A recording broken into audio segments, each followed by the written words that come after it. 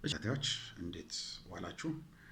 የዛሬው ፕሮግራማችን አሁን እንጀምራለን። የዛሬው ፕሮግራማችን ዜናዎችን ይመለከታል። እነዚህ ዜናዎች ወደ እናንተ እናቀርባለን። ይህን ቻናላችንን ሼር፣ ላይክ፣ ሰብስክራይብ አድርጉት። አሜሪካ እንደለመደችው የባህር ላይ ውንብድናን የያዘችው የባህር ላይ ውንብድና ቀጥላበታለች። ይህን ውንብድና እንደ አንድ ትልቅ ቢዝነስ አድርጎ ትራምፕ ቆጥሮታል። ነገ የነሱም መርከብ እንደዚህ እየተደረገ ሲሄድ ዓለም ምንድን ነው የዓለም ሕግ ተጣሰ ደግሞ ይጀምራሉ። ይህንን እንዳትጠራጠሩ። እሱም በተመለከተ ነግራችኋለሁ። ሌላው ደግሞ በጣም አስገራሚ፣ በጣም እስራኤልን የሚጠላ እስራኤል መሪ ላደርገው ነበረ አለች። ለምን? ይህንን ያለችውንም ነግራችኋለን። እነዚህንና ሌሎችን ዜናዎች ነግራችኋለን። የኢራን አሜሪካ በቻይና እና ኢራን ውዝግብ ለመፍጠር ያዋሸውንም ውሸት ኢራን መልስ ሰጥታበታለች። አሁን ወደ ዜናዎቻችን እንሂድ። የአሜሪካ የኢራን የዘይት ጫኝ ማዕቀብ የተጣለባት ስካይ ዌቭ መርከብ በህንድ ውቅያኖስ ላይ መያዟን ተሰምቷል። የዎል ስትሪት ጆርናል የአሜሪካ ባለስልጣናት ጠቅሶ እንደዘገበው የአሜሪካ ጦር ከኢራን ጋር ግንኙነት ያላትንና ማዕቀብ የተጣለባትን ስካይ ዌቭ የተባለች የነዳጅ ጫኝ መርከብ በህንድ ውቅያኖስ ላይ በቁጥጥር ስር አውሏታል። መርከቧ ባለፈው የካቲት ወር ላይ ከኢራኗ የሃር ደሴት የተጫነ ከ1 ሚሊዮን በርሜል በላይ ድፍድፍ ዘይት ይዛ እንዳልቀረ ተገልጿል። ስካይ ዌቭ የተባለችው ይህቺ መርከብ የኢራን ነዳጅ ማጓጓዣ ላይ በመሳተፍ ምክንያት ባለፈው መጋቢት ወር ላይ በአሜሪካ ኢኮኖሚ ማዕቀብ ተጥሎባት የነበረች ነች። መርከቧ የማላካ ባህረ ሰላጤ አቋርጣ በማሌዥያ ምዕራባዊ የባህረ ሰላጤ አካባቢ ስትጓዝ እንደነበረ የመርከብ መከታተያ መረጃ ያሳያል። ይህ የአሜሪካ እርምጃ የመጣው በዋሽንግተን እና በቴሄራን መካከል ያለውን ወታደራዊ እና ዲፕሎማሲያዊ ውጥረት በከፍተኛ ሁኔታ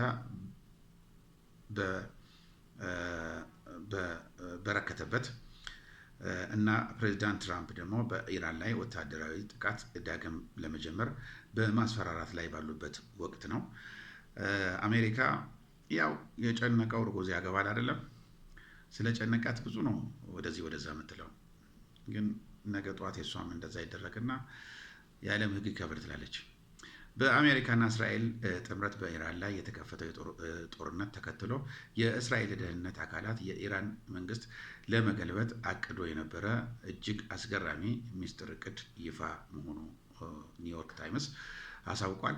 እንደ ዘገባው ከሆነ እቅዱ በጦርነት መጀመሪያ ላይ የኢራን የበላይ መሪ አያቶላ አሊ ኮሚኒ እና ሌሎችም ከፍተኛ የሀገሪቱ ባለስልጣናት በመግደል በምትካቸው የቀድሞ አወዛጋቢ ፕሬዚዳንት መሐመድ አህመድ ነጃድ አዲስ የኢራን መሪ አድርጎ መሾሙ አስቦ ነበረ። የሆሎኮስት የይሁዳውያን እልቂት እውነት በመካድና እስራኤል ከካርታ ላይ መጥፋት አለባት በሚል የሚታወቅ አህመድ ነጃድ እንዴት ነው እስራኤል አሁን እሱን ስልጣን ላሲዝ ነበረ የምትለው? እጅግ በጣም ከሚገርሙ ነገሮች ሆኗል። ዞሮ ዞሮ ግን ይህንን የምታደርገው በኢራን አመራሮች ላይ ጥርጣሬ እንዲፈጠር እያደረገችው የአረጀ ያፈጀ ታክቲክ ነው። የታወቀ ነው። እሷን አይፈልጋትም፣ ግን በኢራን አመራሮች ጥርጣሬ ተፈጥሮ እርስ በርሳቸው ግጭት እንዲያደርጉ ያሰበችው መሆኑ ምንም ጥርጥር የለውም። ሌላው ከኢራን አመራሮች ጋር የቅርብ ግንኙነት ያላቸው ምንጮች የአሜሪካ ፕሬዚዳንት ዶናልድ ትራምፕ በቻይና እና ኢራን ዲፕሎማሲ ግንኙነት ዙሪያ ለሰጡት መግለጫ ምላሽ ሰጥተዋል። ምንጮች እንደገለጹት ቤጂንግ ለቴሄራን የምታደርገውን ቀጥተኛ የጦር መሳሪያ ሽያጭ ብታቆም በሁለቱ ሀገራት መካከል ያለው ወታደራዊ ቅንጅት፣ ስትራቴጂካዊ የመረጃ ልውውጥ ግን አሁንም እንደቀጠለ ነው ብለዋል። ይህ አጸፋዊ ምላሽ የተሰማው ፕሬዚዳንት ዶናልድ ትራምፕ የቻይና ፕሬዚዳንት ሺ አሁን የመካከለኛው ምስራቅ ቀውስ ወቅት ሀገራቸው ለኢራን የጦር መሳሪያ እንደማታቀርብ አረጋግጠውልኛል ማለታቸው ተከትሎ ነው። ለቴህራን መንግስት ቅርበት ያላቸው የኢራን የፖለቲከኛ ተንታኞችና የአካባቢ መገናኛ ብዙሃን እንደሚከራከሩት በኢራንና በቻይና መካከል ያለውን የመከላከያ ትብብር በፊዚክስ የጦር መሳሪያ አቅርቦት ሰፊ አድማስ ያለው ነው። ይህ ትብብር የደህንነት፣ የሰላም መረጃ ልውውጥ፣ የጋራ ወታደራዊ ምክክር፣ የክትትል ቅንጅት እና ስትራቴጂካዊ ግንኙነት ሊያካትት እንደሚችል አመልክተዋል። እስካሁን ድረስ ቤጂንግ ሆነች ቴህራን በሁለቱ ሀገራት መካከል ስላለው ወታደራዊ የመረጃ ልውውጥ ዝርዝር ስምምነት በይፋ የሰጡት ማረጋገጫም የለም። በአሜሪካና እስራኤል በኢራን መካከል የተካሄደው ጦርነት ሊቀሰቀስ ይችላል በሚል የዓለም አቀፍ ማህበረሰብ ትኩረት በከፍተኛ ሁኔታ በዞረበት በዚህ ወቅት ቻይና ከኢራን ጋር ያላትን ጠንካራ ዲፕሎማሲያዊ እና ኢኮኖሚያዊ ትስስር ሳታቋርጥ በመካከለኛው ምስራቅ ያለውን ውጥረት እንዲረግብ በተደጋጋሚ ጥሪ እያደረገች ትገኛለች። ስለዚህ አሜሪካ ለኢራን እንደዚህ ያለ፣ ለሩሲያ እንደዚህ ያለ፣ ለእኛ እንደዚህ ያለ እያለች ቻይና አሁን ከወዳጆቿ ጋር ለማጣላት ብዙ ጥረት ታደርጋለች። ይሄ የዛሬ 500 ዓመት ሰርቶላታል። አሁን አይሰራም። አሜሪካ 500 ዓመት ተኝታ ያለችው እና እስካሁን የተንቀሳቀሰችው አይመስለኝም። ሌላው በአሜሪካ እና በእስራኤል ጥምረት በኢራን የተከፈተው ጦርነት የዓለም የነዳጅ ገበያ እያናጋ ባለበት በአሁኑ ወቅት የሩሲያ ድፍድፍ ነዳጅ በዚህ ቀውስ ዋና ተጠቃሚ የሆነ መምጣቱን አልጀዚራ የኢነርጂ ተንታኝ ጠቅሶ ዘግቧል። የነዳጅ ዋጋ መናጋትና የዓለም ሀገራት የገጠማቸውን የኃይል አቅርቦት እጥረት ለመቅረፍ ያደረጉት ሽሚያ ለሩሲያ ከፍተኛ ገቢ እየተገኘ ነው። አንደኛ የሆርሙዝ የባህር በር መዘጋት እና የትራምፕ ያልተጠበቀ ውሳኔ። የኢራን መንግስት በቀን 20 ሚሊዮን በርሜል ነዳጅ የሚንሸራሸርበት የዓለማችን 20 በመቶ የነዳጅ ፍላጎት የሚንሸራሸርበት የሆርሙዝ ባህር በር ሙሉ በሙሉ መዝጋት የዓለም ነዳጅ ዋጋ ከ65 ዶላር ተነስቶ $100 በላይ እንዲያልፍ አድርጎታል። አንዳንድ ባለሙያ ዋጋ እስከ $200 ሊደርስ እንደሚችል እየገመቱ ነው። ይህ ተከትሎ የገጠመው የነዳጅ እጥረት ለማቃለል የአሜሪካ ፕሬዝዳንት ዶናልድ ትራምፕ ከሩሲያ ፕሬዝዳንት ቭላዲሚር ፑቲን ጋር በስልክ ከተወያዩ በኋላ በሩሲያ ነዳጅ ላይ ተጥሎ የነበረውን ማዕቀብ ለተወሰነ ሀገራት ጊዜያዊነት ለማላላት ወስነዋል። ይህ ውሳኔ ሩሲያ የዓለም የነዳጅ ፍላጎት ክፍተት እንድታሟላ ትልቅ እድል ሰጥቷታል።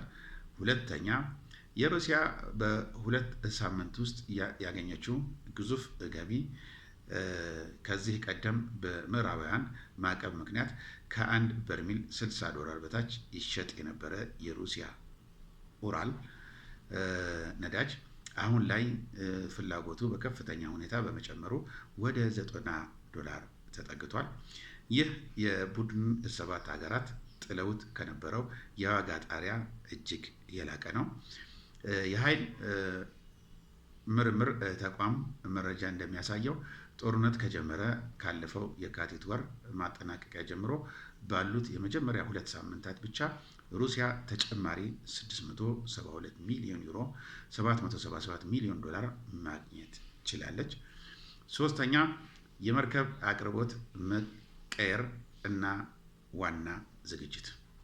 ህንድ ከአሜሪካ የፋይናንስ ሚኒስቴር የሩሲያ ነዳጅ ለመግዛት ልዩ ፍቃድ በማግኘቷ ቀደም ሲል ወይም ቻይና ያመሩ የነበሩት በርካታ የሩሲያ የነዳጅ ጫኝ መርከቦች አቅጣጫቸው በመቀየር ወደ ህንድ